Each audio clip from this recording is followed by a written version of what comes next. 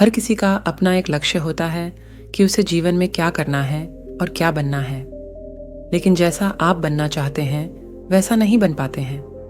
क्या आप इसका कारण जानते हैं?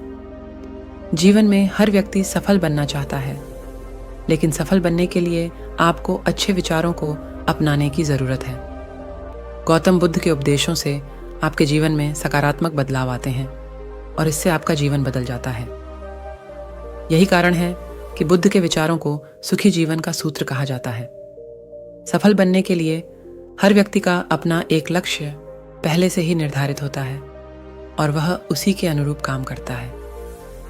लेकिन कई बार ऐसा होता है कि आप जो बनना चाहते हैं वैसा नहीं बन पाते हैं। कुछ लोग इसे लेकर ये मान लेते हैं कि शायद उनकी किस्मत में ही यही लिखा होगा, तो वहीं कुछ लोग अपनी किस्मत को खराब कहने लगते हैं और कुछ लोग यह मानकर संतुष्ट हो जाते हैं कि शायद वह इसे डिजर्व ही नहीं करते थे। लेकिन इसका असली कारण कुछ और ही होता है। गौतम बुद्ध की इस कहानी से जानते हैं इसका कारण क्या है। एक बार गौतम बुद्ध को एक सभा में उपदेश देना था।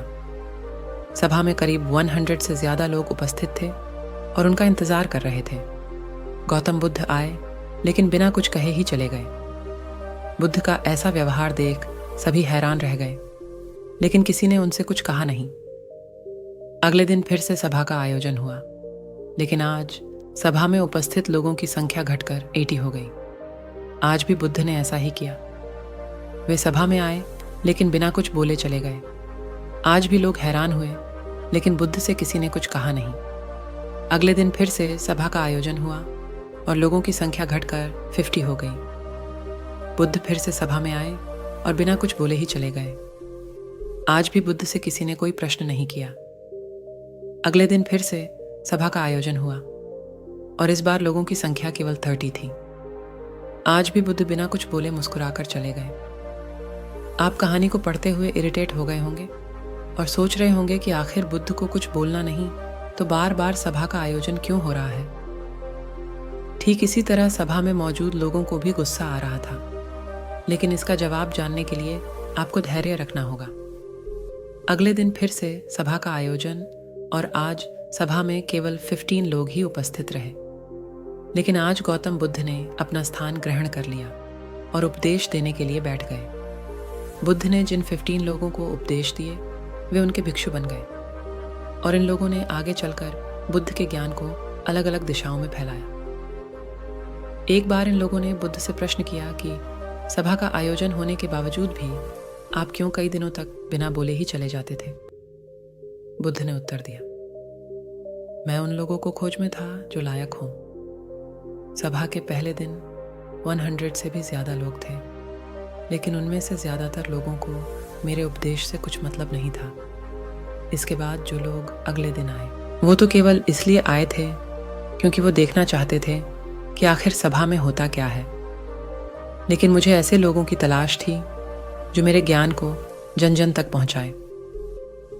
मैं कई दिनों तक इसलिए बिना बोले चला गया क्योंकि मैं यह देखना चाहता था कि आखिर वो कौन लोग हैं तो सच में मेरे उपदेश को सुनना चाहते हैं और जिन्हें वास्तव में ज्ञान पाने की प्यास थी। ऐसे लोग ही रोज आए। गौतम बुद्ध कहते हैं कि जिनके भीतर धैर्य था उन्हें मुक्ति का मार्ग मिला, और जो लोग जल्दबाजी में थे वो आज घर पर बैठे हुए हैं।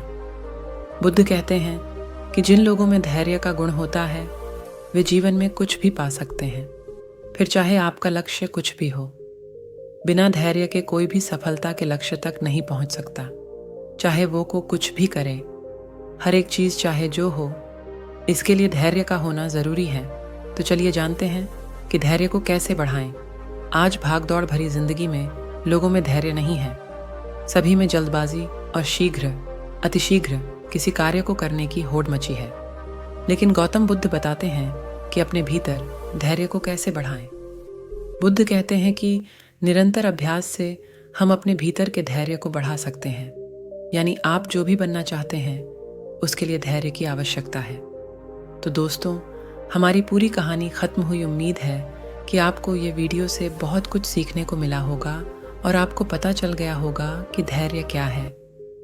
उम्मीद है कि आपको यह वीडियो बहुत अच्छा लगा होगा। अगर आपको यह वीडियो अच्छा लगा है तो प्लीज़ इस वीडियो को लाइक ज़रूर करें, और हाँ, आपको इस कहानी से क्या सीख मिली है हमें कमेंट करके ज़रूर बताइएगा। और चैनल पर नए हैं तो इस चैनल को सब्सक्राइब कर लें, क्योंकि आपको हमारी इस चैनल पर कुछ ना कुछ सीखने को ज़रूर मिलेगा। तो चलिए मिलते हैं अगली कहानी में। धन्यवाद।